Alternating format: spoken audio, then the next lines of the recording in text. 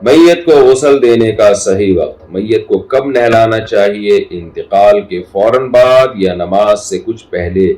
عفیف اللہ Qasmi, Meerut, India سے۔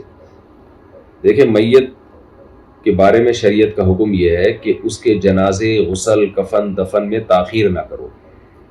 مسئلہ یہ ہے کہ ہمارے ہاں بھی ہم بہت ساری چیزیں غیر مسلموں سے لے رہے ہیں، اور وہی غیر مسلم والی رسومات۔ آپ کو پتہ ہے ابھی لندن کی ملکہ کا انتقال ہوا تو پتہ نہیں 10 دن لگا دیے انہوں نے دفنانے میں۔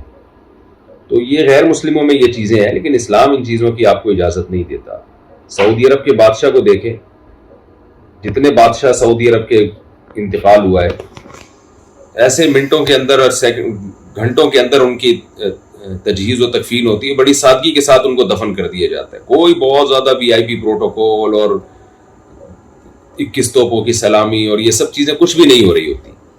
ہمارے نبی صلی اللہ علیہ وسلم نے، اسلام نے ہمیں کفن دفن کا طریقہ بتایا ہے، اس میں لاوارث نہیں چھوڑا ہمیں۔ دنیا میں ہر مذہب میں، ہر قوم میں جو میت کی مخصوص قسم کی رسومات ہوتی ہیں، عیسائیوں میں الگ ہیں، ہندوؤں میں الگ ہیں، سکھوں میں الگ ہیں، تو اسلام نے بھی ایک طریقہ بتایا ہے، ہمیں اس طریقے سے ہٹنے کی اجازت نہیں ہے۔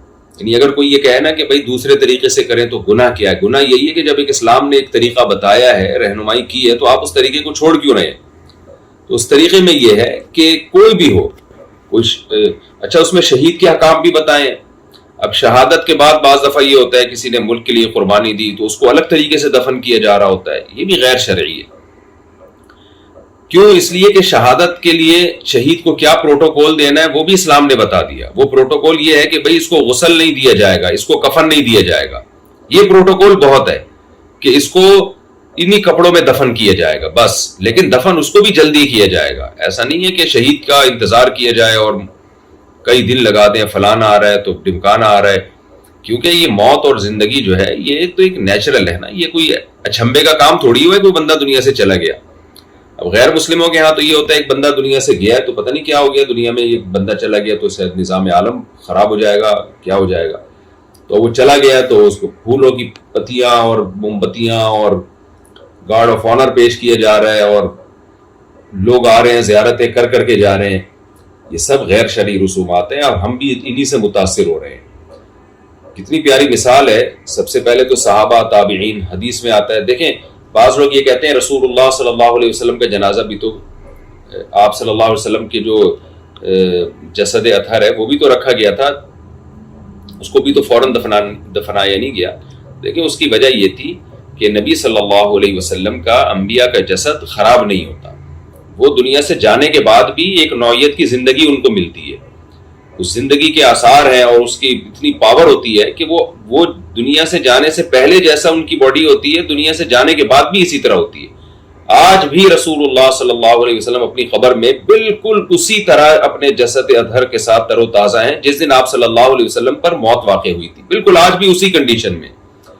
تو انبیاء کا معاملہ الگ ہوتا ہے۔ پھر دوسری بات یہ کہ خلافت کا جو مسئلہ تھا وہ بہت اہم مسئلہ تھا، تو اگر خلیفہ چننے میں صحابہ تاخیر کر دیتے تو اس بات کا ڈر تھا، یعنی نبی صلی اللہ علیہ وسلم کی تدفین میں لگ جاتے اور خلافت کے معاملے میں تاخیر ہو جاتی تو اس میں بہت زیادہ خطرہ تھا کہ امت دو ٹکڑوں میں تقسیم نہ ہو جائے، کوئی تلواریں نہ چل پڑے، کیونکہ امیر کی سلیکشن بڑا ایک حساس معاملہ ہوتا ہے۔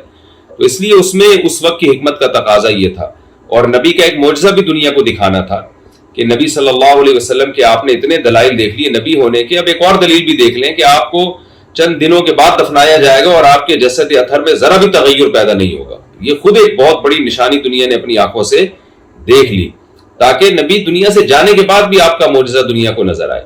تو اس میں جو حکمتیں تھیں، اور بھی بہت ساری حکمتیں جو علماء نے لکھی ہیں، ہم ان میں نہیں پڑھ رہے، لیکن ہمیں جو حکم دیا گیا ہے اور صحابہ کی جو سنت تھی جس پہ نبی صلی اللہ علیہ وسلم صحابہ کو لائے اور جس پہ صحابہ کو آپ نے گائیڈ کیا، خود آپ کی کیا سنت تھی؟ حدیث میں آتا ہے ایک عورت مسجد نبوی کی جھاڑو لگایا کرتی تھی، بڑھیا تھی۔ ایک دن آپ صلی اللہ علیہ وسلم تشریف لائے، آپ کو نظر نہیں آئی وہ، تو آپ نے صحابہ سے پوچھا کہ بھئی وہ کہاں گئی؟ صحابہ نے عرض کیا کہ یا رسول اللہ، اس خاتون کا رات کو انتقال ہو گیا تھا تو ہم نے غسل کفن دے کے اس کو دفنا دیا۔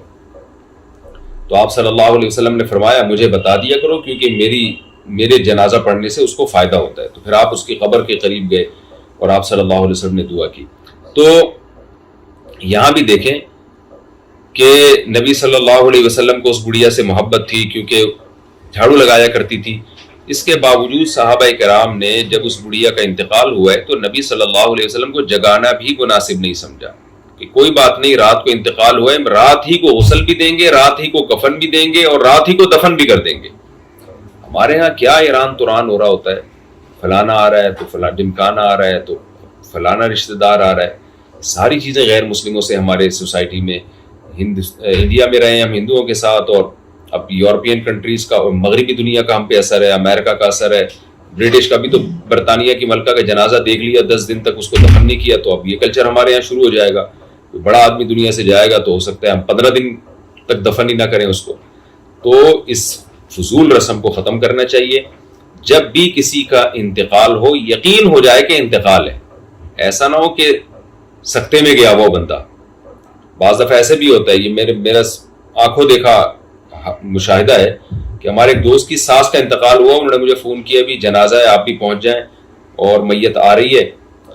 تو کچھ دیر کے بعد ان کا فون آیا کہ بھائی وہ تو انتقال ہوا ہی نہیں ان کا. میں نے کہا کیا ہو گیا بھائی، کیا بات کر رہے ہو؟ کہتے ہیں بھائی وہ ڈیڈ باڈی لے کر آ رہے تھے ہم ایمبولینس میں، تو راستے میں نا کوئی اسپیڈ بریکر آیا یا کوئی بڑا جھٹکا آیا تو وہ ایک دم جب ایمبولینس اچھلی ہے. کراچی میں الحمدللہ یہ بہت سہولتیں ہیں وہاں پہ کہ کوئی سکتے میں ہو تو ایک دفعہ اس کو آپ کسی گاڑی میں بٹھا لیں یا کسی بس میں W11 میں یا 4J 4K وغیرہ میں آپ بٹھائیں تو سکتے سے نکل جاتے ہیں الحمدللہ. اور میت کو چیک کروانا ہو نا کہ سچی مچی میں مری بھی ہے کہ نہیں مری ہے یہ میت، ایسا تو نہیں سکتے میں آئی ہوئی ہو. تو اس کا بھی طریقہ یہ ہے کہ آپ ایک دفعہ کراچی میں اس کو کسی بھی گاڑی میں لے جائیں، بے شک آپ لینڈ کروزر میں لے جائیں تو کھڈے خود انشاءاللہ اس کو زندہ کر دیں گے. کراچی میں یہ الحمدللہ بہت سہولت ہے. تو ان کی ساس پر کراچی کا احسان تھا کہ جب روڈ پہ وہ جب ہاسپٹل سے ان کی ڈیڈ باڈی لے کر آ رہے تھے تو راستے میں اتنا زور سے کھڈا آیا کہ وہ ایمبولینس اچھلی ہے اور وہ میت بھی اچھل کے پٹاخ سے نیچے گری ہے. تو وہ ان کی آنکھ کھل گئی، یعنی ان میں سانس آنا شروع ہو گیا. تو پتہ چلا کہ یہ تو زندہ ہے. تو اس لیے اتنی جلدی کہ پتہ ہی نہ چلے کہ بندہ مرا بھی ہے کہ نہیں مرا، یہ نہیں ہونا چاہیے. جب 100% یقین ہو گیا کہ بندہ مر گیا ہے، واقعی سچی مچی میں مر گیا ہے، تو پھر اس کو دفنانے میں تاخیر نہ کی جائے. پھر شریعت کا حکم یہ ہے کہ بھائی کسی کا انتظار مت کرو، جلد سے جلد غسل، جلد سے جلد کفن اور جلد سے جلد اس کو قبر تک پہنچاؤ. حضرت عمر رضی اللہ تعالیٰ عنہ کا بھی حکم تھا نا کہ میرے جنازے کو لے کے جلدی چلنا. تو باقی یہ کہ آخری دیدار نہیں ہوا تو بھائی کیا کرنا ہے آخری دیدار کر کے، آپ نے بھی جانا ہے، وہ بھی چلا گیا، کل آپ بھی برزخ میں ملاقات ہو جائے گی. اب تو کوشش اس کی ہونی چاہیے کہ میت کے لیے زیادہ سے زیادہ ایصال ثواب اور دعا کی جائے، اس کے لیے صدقہ جاریہ کا اہتمام کیا جائے. ان چیزوں کا میت کو فائدہ ہوگا. میت دیکھنے کی چیز نہیں ہے، میت چھپانے کی چیز ہے. ہمارے یہاں یہ بڑا مسئلہ ہے کہ میت کا دیدار ایسے کرتے ہیں جیسے محلے میں کوئی دلہن آئی ہوتی ہے نا، وہ محلے کی عورتیں پہنچی ہوتی ہیں نئی دلہن دیکھنے کے لیے. تو یہ ہو رہا ہوتا ہے ہمارے یہاں حساب کتاب. تو میت چھپانے کی چیز ہے. سوتا ہوا آدمی نہیں چاہتا کہ لوگ میرا چہرہ دیکھیں، وہ اپنے اوپر چادر ڈال لیتا ہے. آپ جب کسی کی زیارت کے لیے جائیں، میں اکثر مثال دیتا ہوں کہ رشتہ لینے کے لیے گئے تو لڑکی والوں نے کہا ہماری بچی کو دیکھ لو، وہ سو رہی ہے، اس کو دیکھ لو. تو کبھی بھی ماں ایسی حرکت نہیں کرے گی، بلکہ بچی کو جگائے گی، بیٹا منہ دھو کے آ، جا ذرا صاف ستھری ہو کے آ، پھر دیکھنا. ایسے ہی آپ لڑکا دیکھنے کے لیے گئے اور لڑکا سو رہا ہے اور جا کے اس کو دیکھ لیا، تو لڑکے کو کتنا غصہ آئے گا جب وہ جاگے گا. ابا مجھے بتا تو دیتے، میں اٹھ کے منہ دھوتا، تھوڑا فریش ہو جاتا. تو نیند تو جو موت ہے نا، وہ تو نیند سے بھی اوپر کی چیز ہے.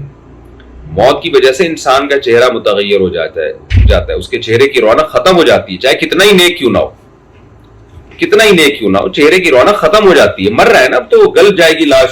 اس کا نیکی اور برائی سے تعلق نہیں ہے.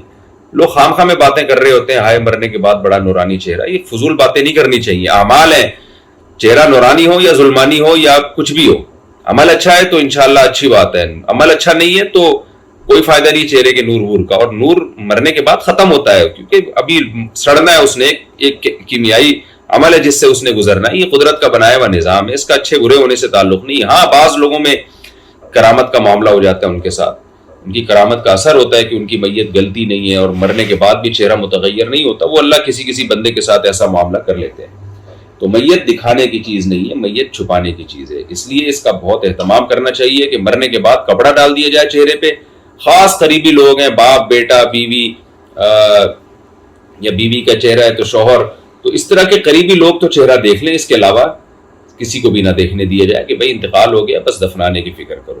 تو اس کا خاص خیال کرنا چاہیے. اس لیے میں نے تو وصیت کی ہوئی ہے کہ بھائی سب نے ہی دنیا سے جانا ہے، ہم نے بھی جانا ہے، تو مرنے کے بعد فوراً غسل کفن کر کے دفنانے کی کوشش کرو. لوگوں کی ہجوم لائنیں بنا بنا کے جو زیارتیں ہو رہی ہوتی ہیں، ساری غیر شرعی رسمیں، ان سب کو ختم کرنا چاہیے.